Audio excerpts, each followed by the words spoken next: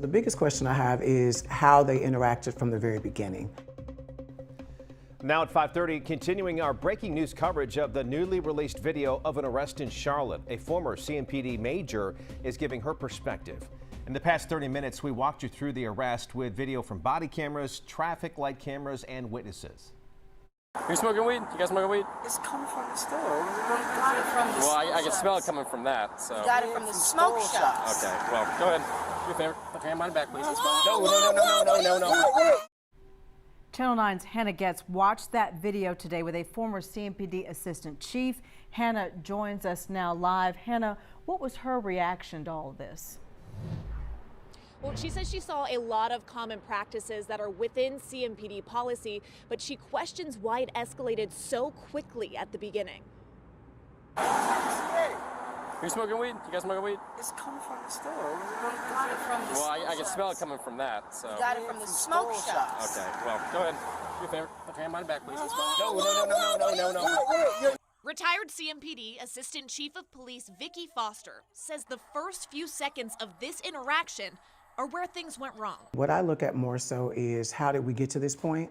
Today we went through the body cam video together. It started with officers approaching the couple on the bench for smoking marijuana. In my opinion, this escalated really quickly because there really was no conversation. You know, it was, are you guys smoking weed? It went directly to hands behind your back. So to me, it escalated so quickly. We're talking about a marijuana charge.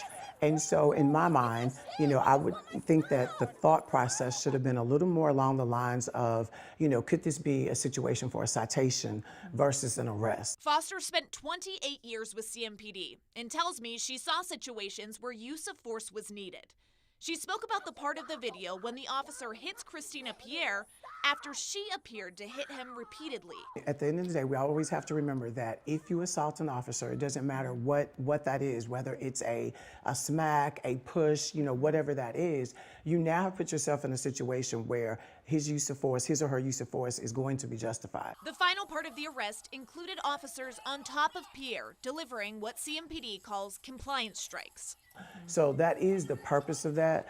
And, you know, while being very aware of what it looks like, you know, to the public, that is the lowest level of compliance that you use. So, you know, it's not like you have a baton and, you know, or taser. Those are things that kind of come next. Foster says what she saw appears to be within CMPD policy, but that doesn't mean there can't be change. What would you have done differently?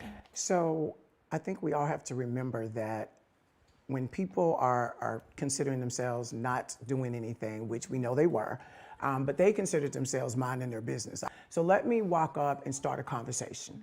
You know, let me walk up and say, hey, listen, you know, I smell something that smells like to me that is marijuana.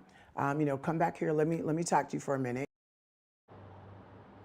It's important to note the officer who delivered the compliance strikes will be placed on a 40-hour suspension, and he's been ordered to undergo more training. The original charges against Christina Pierre and Anthony Lee have all been dropped. Erica? And Hannah, Vicki Foster also told you that even in calmer moments, the two appeared to be resisting arrest?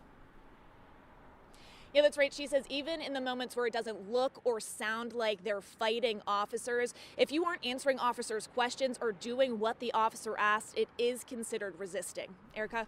Okay, so an education for all of us here. Hannah, thank you.